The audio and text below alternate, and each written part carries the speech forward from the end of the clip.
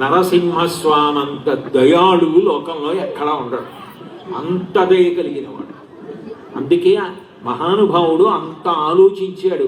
పిచ్చి కోపం వచ్చిన వాడికి ఆలోచన ఎక్కడ ఉంటుందండి? క్రుద్ధ పాపం నకుర్యాత్క క్రుద్ధో హన్యాద్గురుడపి క్రుద్ధ పరుషయావాచ నరం సాధు నదీక్షిపేత్ ధన్యాస్తే పురుషశ్రేష్టా ఈ బుద్ధ్యా కోపముద్దితం నిరుద్ధతి మహాత్మానో దీప్తమగ్ని వివంభస అంటారు స్వామి హనుమ రామాయణంలో. కోపం వచ్చిన వాడికి ఆలోచన ఉండదు.